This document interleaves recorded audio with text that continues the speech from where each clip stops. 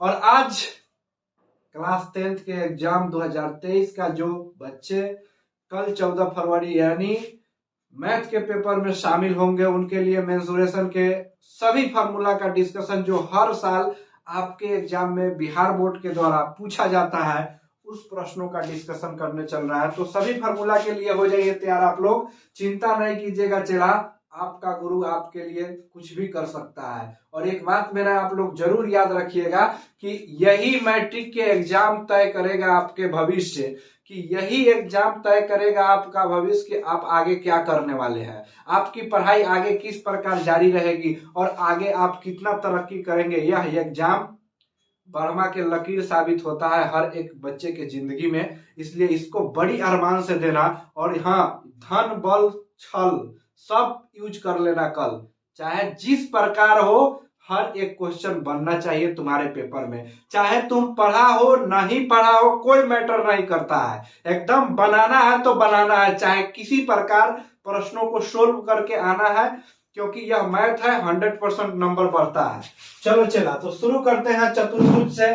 चतुर्भुज में 4 भुजा होता है, तो चतुर्भुज के क्षेत्रफल अगर पूछेगा तो क्रॉस सेक्शन आधार गुने ऊंचाई।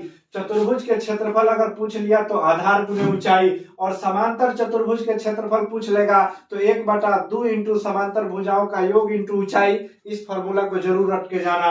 और समचतुर्भुज के क्षेत्रफल होगा तो 1/2 गुने विकर्णों का गुणनफल यानी 1/2 गुने d1 इंटू d2। इस फॉर्मूला को याद कर लेना। उसके बाद समलंब चतुर्भुज जब पूछेगा तो समलंब चतुर्भुज पूछेगा तो 1/2 गुने a प्लस b यानी कि आमने सामने की भुजा इंटू ऊंचाई दे देना।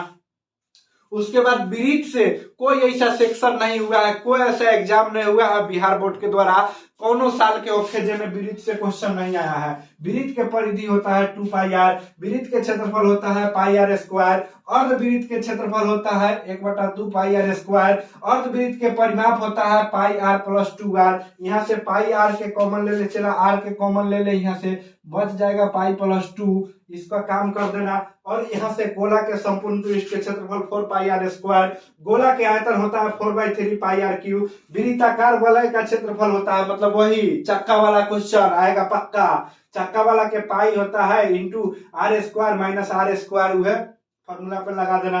त्रिज्य खंड के क्षेत्रफल πr² θ/360 डिग्री होता है। अर्धगोला के क्षेत्रफल 2πr² होता है। ये अर्धगोला में अर्धवृत्त में बड़ा कंफ्यूजन होता है, अर्धवृत्त के अलगे रखना, अर्धगोला को अलगे रखना कह देते हैं पहला ही। एकदम अर्धगोला के क्षेत्रफल हो जाता है 2πr², अर्धगोला के आयतन हो जाता है 2/3πr³। चलो चला आप चलते हैं घनाभ की तरफ। घनाभ के आयतन क्या होगा देखो ध्यान से।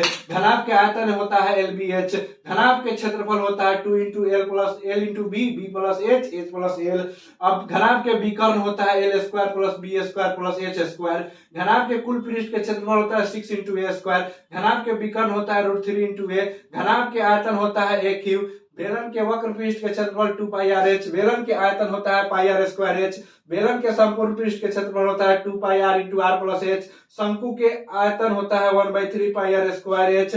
शंकु के वक्र पृष्ठ के क्षेत्रफल होता है πrl। शंकु के संपूर्ण पृष्ठ के क्षेत्रफल होता है πr × l + r। तो चला जी, इस फॉर्मूला को आप 100% ध्यान करके जाइएगा। यह फॉर्मूला कोई ऐसा साल बिहार बोर्ड के द्वारा एग्जाम लिया गया जिसमें यह फॉर्मूला सब नहीं आया है, हर साल आता है और उम्मीद रखिए आपसे भी पूछा जाएगा। यह वायरल टॉपिक है चला। और हाँ, एक बात जरूर ध्यान रखना, कोई भी परिस्थिति किसी भी कीमत में किसी के घर में मरण हरण तक हो जाए, लेकिन रुकना नहीं है। सिर्फ एग्जाम दे करके आना है और एग्जाम में सभी प्रश्नों को बना के आना है, चाहे परिस्थिति जैसी हो, चिंता नहीं करना है।